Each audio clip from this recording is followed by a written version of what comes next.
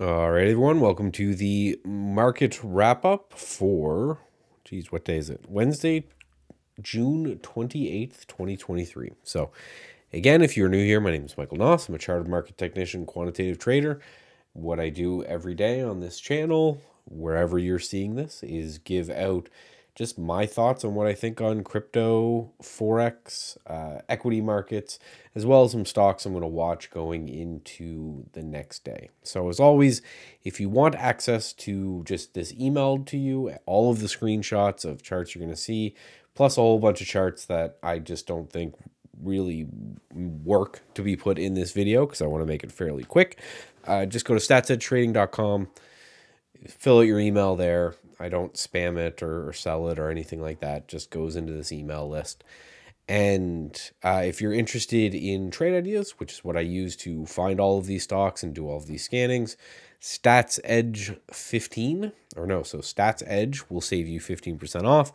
You can also go and learn more about it over at statsedgetrading.com. So without further ado, let's get into it here and just take a look at currencies real quick. And we're going to start here with Bitcoin. Again, just continuing tight base at this range, right? Big push up and then resting right at these prior highs. It's kind of what you want to see if the market's going to be strong, is that you have this kind of chill resting action. You don't want to see, right, a really big push off. If it just blows through resistance like that, quite often it can fail. So this base right under resistance, for me anyway, is what I would want to see in order to make a bull case for that. So you'll see me look down here, and this is just so I can make sure I cover all the charts that I wanted to. So US dollar CAD, we had this very clear level of support all through here. We broke down below it, and now we're coming back up to it. So this massive level, we're now retesting from the bottom. Full disclosure, I'm in a little short in on a lower time frame in my Forex prop account. The idea is that if we're going to bounce off this level in reverse, I think this is a low risk place to just kind of take a shot on that US dollar CAD area. And then the only other thing I want to look at from the currency space was Aussie yen. And Aussie yen's just putting in this little bull flag look right here. So it might be a good place just to look to take a shot on US CAD, or sorry, on dollar yen right here, right? Could just be a nice little pullback, an area just to take a shot. So now let's get into equity markets, and we'll look at the SPY. I've been talking about this 430 level on the SPY for the longest time. I think it's a bad tick, but yes, that's definitely a bad tick. And we came down to 430, and the whole time I was talking about this and saying, hey guys, 430 is the area to watch, right? And the main reason basically was just because it was this August high right here, right? So it was August high, and then we pulled down and tested. We had a massive bounce off yesterday, a little bit of an inside day today, but some continuation higher. So as long as this 430 holds, I'm going to continue to be long. You'll be able to see here from my watch list, these are all the things that I'm keeping an eye on, because I am irresponsibly long a lot of things right now. So obviously risk management on everything, not investment advice, all that kind of stuff. But I'm glad that I was able to kind of nail that entry for now if we continue to push off that. So same kind of thing with IWM with the 180. So we are seeing some participation and some relative outperformance of the small cap. So this just kind of shows us, so there's 500 big stocks in the S&P 500, there's 2,000 little stocks in the IWM. So just showing that if the IWM is moving up at the same time the SPY is moving up, that it's kind of an everything rally. It's not focused on like one individual name or anything like that. Some individual stocks to look at. So some trades that I took, and I am going to do some patting on the back, just because it's been so much fun recently. So I took a little DVAX. This has been on the watch list for a while. So again, if you missed this, go to statsedgetrading.com, put in your email there. You'll make sure you get emailed this, but just nice little bull flag right at highs, really strong name, 17.5% short float. So nearly 18% short float on that one, which is pretty good. That's a pretty significant short float. So we broke that. Again, I want to see something like this go right away over the next few days.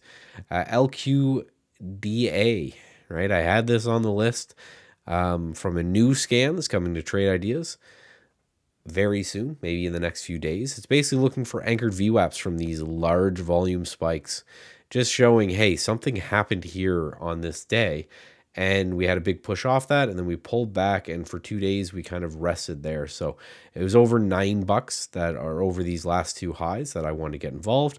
Came through there, got filled at I think like 9:15 or so, and just rocketed all day. So a great trade on that one as well. But that's enough bragging. So these are the lists that I have that are left, and you can see there's not a lot, and I'll explain why in a little bit. So CPRT, again, just a nice kind of rounded bottom right here, looking like it could break out of highs. THC, it had this gap and crap, but really holding the anchored VWAP from right before that gap really well. So if we can get over $80 on this one, it's interesting. Next, I've had on watch for a while, so I won't go after that. The two that I've added today are Rare, R-A-R-E, and this one is because of the anchored VWAP from this big volume day. You see how this is the largest volume in a long time on this day right here. And we're coming back, we're pulling right back down to touch that. So if we hold this, you can see how much this was support in through this area. So if we hold that right there, that's perfect, exactly what we want to see. And we go to YMBA, and I'm just looking at the before the gap. Same kind of setup, right? This anchored VWAP from before this gap, you can see it was kind of just shy of support right there. Gapped up again, and now it's come all the way back down, and it's holding that level. So if this YMBA can hold that level, that's what I'm interested for in this one. So why is, these are the things that I still have to watch, and then these are all the things that I'm in. So, why is that so short right now? Why is my watch list so short? So let's go to the SPY, and I'll kind of demonstrate a little bit about how I trade and a little bit about my idea behind it for you who stayed this late in the video. So when we have big run-ups like this, my job is to hopefully have a full portfolio of names that have good setups, that have really tight risk rewards that I can play off of. And then as we start to move like that, I'm selling these things into this strength. And then when we pull back, you notice that during this pullback time, I had a really big watch list every day. I had a huge amount of stocks that I was keeping on watch.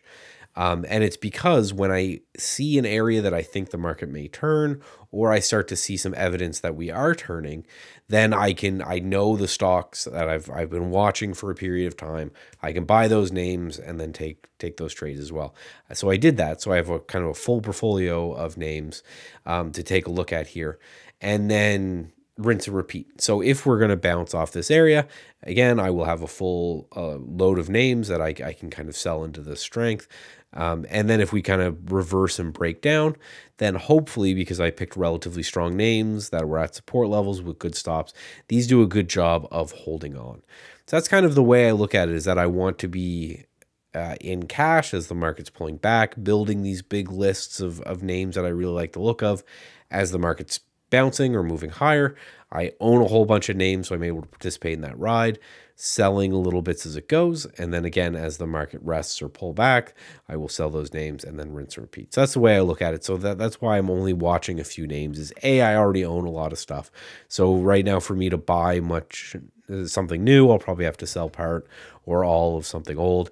And again, it's as the market's bouncing, for me as someone who won't chase things that are going up, that want some sort of pullback in order to place a trade, if it's not participating in the rally, then it's relatively weak, and that's what we have to look at. So hope that makes sense. I thank you guys all for coming out. If you could do me a favor, again, go to statstrading.com, sign up for the email list. If you could hit like, subscribe, share on whatever platform it is that you're seeing this on, the algorithm will obviously really like that, and that will help me out. So thank you guys very much, and have a good one.